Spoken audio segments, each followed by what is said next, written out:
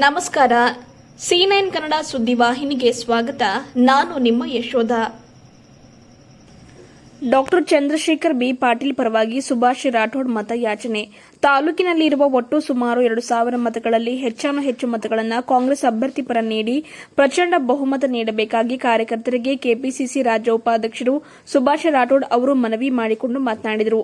ಚಿಂಚೋಳಿ ಪಟ್ಟಣದ ವೀರೇಂದ್ರ ಪಾಟೀಲ್ ಪಬ್ಲಿಕ್ ಶಾಲೆಯಲ್ಲಿ ಈಶಾನ್ಯ ಪದವೀಧರರ ಕ್ಷೇತ್ರದ ಕಾಂಗ್ರೆಸ್ ಪಕ್ಷದ ಅಭ್ಯರ್ಥಿಯ ಪರ ಸುಭಾಷ್ ರಾಠೋಡ್ ಅವರ ಅಧ್ಯಕ್ಷತೆಯಲ್ಲಿ ಕರ್ನಾಟಕ ರಾಜ್ಯ ವಿಧಾನ ಪರಿಷತ್ ಚುನಾವಣೆ 2024 ನಿಮಿತ್ತವಾಗಿ ಬ್ಲಾಕ್ ಕಾಂಗ್ರೆಸ್ ಚಿಂಚೋಳಿ, ಕಾಳಗಿ ಮತ್ತು ಕೊಡ್ಲಿ ವ್ಯಾಪ್ತಿಯ ಕಾರ್ಯಕರ್ತರ ಸಭೆಯನ್ನು ಉದ್ದೇಶಿಸಿ ಮಾತನಾಡಿ, ಚಂದ್ರಶೇಖರ್ ಪಾಟೀಲ್ ಅವರಿಗೆ ಎಲ್ಲಾ ಪದವೀಧರರು ಮತ ನೀಡಿ ಪ್ರಚಂಡ ಬಹುಮತ ನೀಡಬೇಕು ಎಂದು ಮನವಿ ಮಾಡಿದರು. ಚಂದ್ರಶೇಖರ್ ಪಾಟೀಲ್ ಅವರ ಸಹೋದರ ರೇವಣಸಿದ್ದಪ್ಪ ಪಾಟೀಲ್ ಹುಮ್ನಾಬಾದ್ ಮಾತನಾಡಿ, 2018ರ ಈ ಒಂದು ಚುನಾವಣೆಯಲ್ಲಿ ಚಿಂಚೋಳಿ ತಾಲೂಕಿನಲ್ಲಿ ಪ್ರಚಂಡ ಬಹುಮತ ನೀಡಿದರು. ಕೊರೋನಾ ಅಂತಹ ಸಂಕಷ್ಟದ ಪರಿಸ್ಥಿತಿಯಲ್ಲಿಯೂ ಕೂಡ ಸಂಪೂರ್ಣ ಸೇವೆಯನ್ನು ನೀಡಿದರು. ಅದೇ ರೀತಿ ಮುಂಬರುವ ವಿಧಾನ ಪರಿಷತ್ ಚುನಾವಣೆಯಲ್ಲಿ ಬಿಜೆಪಿಯ ಭದ್ರಕೋಟೆಯ ಒಂದು ಪದವೀಧರ ಕ್ಷೇತ್ರದಲ್ಲಿ ಕಾಂಗ್ರೆಸ್ನ ವಿಜಯ ಪತಾಕೆಯನ್ನ ಬಿ ಚಂದ್ರಶೇಖರ್ ಪಾಟೀಲ್ ಅವರ ಗೆಲುವಿನೊಂದಿಗೆ ಎಗರಿಸಿದರು. ಈ ಭಾಗದಲ್ಲಿ ಹಲವು ಅಭಿವೃದ್ಧಿ ಕೆಲಸಗಳಿಗೆ ಮುಂದಾಗಿದ್ದಾರೆ. ಮುಂದಿನ ದಿನಗಳಲ್ಲಿ ಇನ್ನೂ ಹೆಚ್ಚಿನ ಅಭಿವೃದ್ಧಿ ಮಾಡ್ತಾರೆ ಎಂದು ಭರವಸೆ ವ್ಯಕ್ತಪಡಿಸಿದರು.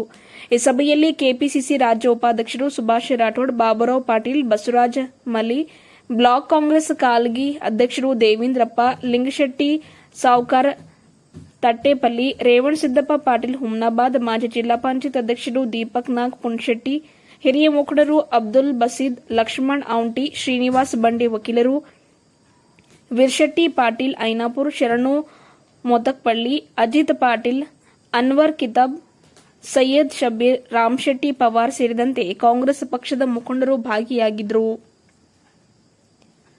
ವರದಿಗಾರರು ನಾಗರಾಜ್ ಪಾಟೀಲ್, ಚಿಂಚೋಳಿ.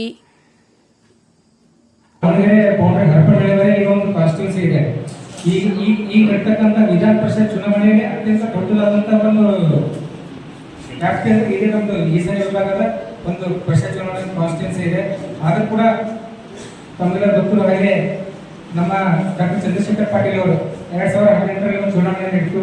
2018ರಿಂದ 2024ರವರೆಗೆ ಒಂದು 6 ವರ್ಷಗಳ ಕಾಲ ಸತತವಾಗಿ ಯಶಸ್ವಿಯಾಗಿ ಈ ಒಂದು ಉದ್ಯೋಗ ಇದು ಮಾಡ್ತಾ ಬಂದಿದ್ದಾರೆ.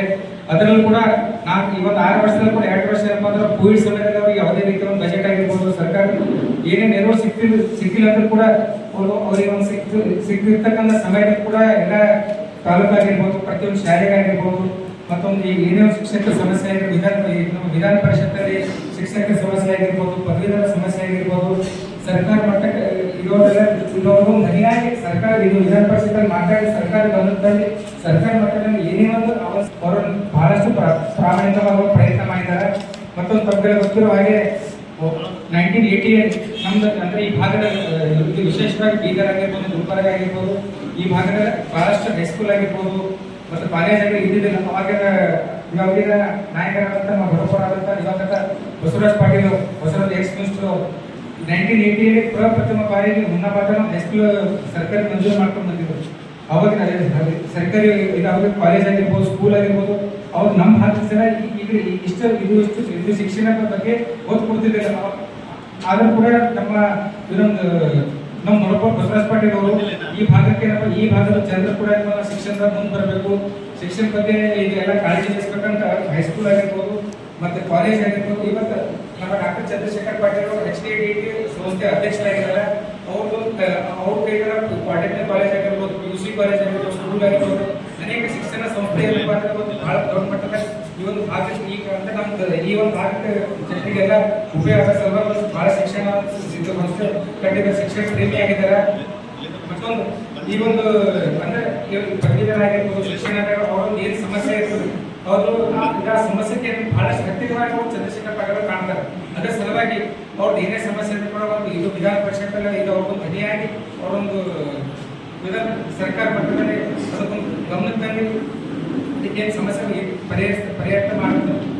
ಪರಿಹಾರ ಮಾಡ್ತಾರಂತ ಇದೊಂದು ಭರವಸೆ. ಮತ್ತೆ ಇವತ್ತಿಂದು ಸುಭಾಷ್ ರಾಠೋಡ್ ಅನ್ನೋರು ಕೂಡ ಇದು ನಾನು ವಿಶೇಷವಾಗಿ ಅವರಿಗೆ ಧನ್ಯವಾದ ತಿಳಿಸ್ತೀನಿ. ಈಗ ಒಂದು 2 ದಿವಸದಾಗ ಇದು ಭೀಮರಾವ್ ಪಾಟೀಲ್ ಅವರು ನಿನ್ನೆವರೆಗೂ ಇದು ಗಮನಕ್ಕೆ ತಂದು ಸರ್ ಹಿಂಗೆ ಚಿಂಚೋಳಿದ ಸಭೆ ಮಾಡಿದ್ರೆ ಅವ್ರ ಗಮನಕ್ಕೆ ತಂದು ಬಂದಿದ್ದು ಸಭೆಗೆ ತಾವೆಲ್ಲ ಕಾರ್ಯಕರ್ತರು ಇಷ್ಟೊಂದು ಸಂಖ್ಯೆ ತಾವೆಲ್ಲ ಇದು ನಾವೆಲ್ಲ ಕಾರ್ಯಕರ್ತರು ಕರೆದಿದ್ದಾರೆ.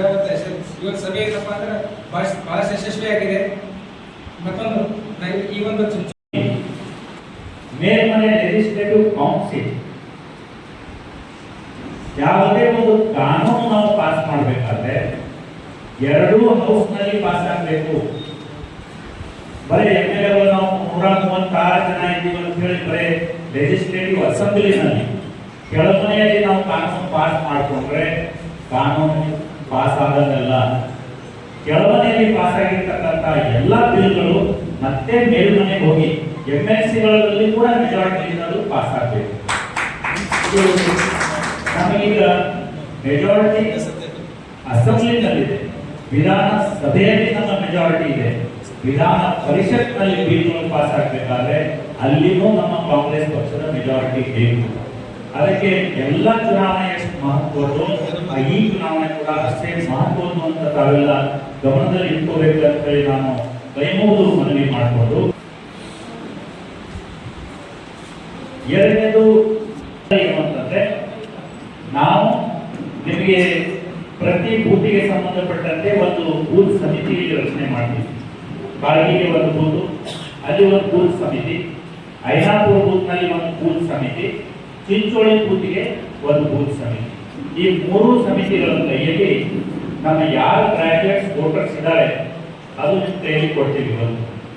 ನೀವು ಯಾರ್ಯಾರು ನಮ್ಮ ಪರಿಚಯಸ್ಥರು ಯಾರನ್ನ ನಮಗೆ ನಾವು ಅಪ್ರೋಚ್ ಆಗ್ತಕ್ಕಂಥದ್ದು ನೋಡಿ ಅವರಿಗೆ ನಾವು ಭೇಟಿ ಆಗ್ತಕ್ಕಂಥದ್ದು. ಭೇಟಿಗಿಂತ ಹೆಚ್ಚಾಗಿ ಅದರಲ್ಲಿ ಇರ್ತಕ್ಕಂಥ ಹೆಸರೇ ನೋಡಿಕೊಂಡು ನಂಬರ್ ನೋಡಿಕೊಂಡು ಫೋನ್ ಮೂಲಕ ಅವರಿಗೆ ಕಾಂಟ್ಯಾಕ್ಟ್ ಮಾಡ್ತಕ್ಕಂಥದ್ದು. ಹಾಗಾಗಿ ನಮ್ಮ ಗ್ರಾಜುಯೇಟ್ಸ್ಗಳಿಗೆ ನಾವು ವೋಟ್ ಕೇಳಕ್ಕೆ ಹೋಗ್ತೀವಿ. ನಮ್ಮ ಮಾಧ್ಯಮದ ಆತ್ಮೀಯ ಹೋದ್ಸಲ ಇಲ್ಲಿ ಅಭ್ಯರ್ಥಿ ಇರಲಿಲ್ಲ, ಬಿಜೆಪಿ ಅಭ್ಯರ್ಥಿ ಬಳ್ಳಾರಿ ಹೋಗಿತ್ತು. ಈ ಸಲ ಬಿಜೆಪಿ ಅಭ್ಯರ್ಥಿ ಗುಲ್ಬರ್ಗಾದವರೇ.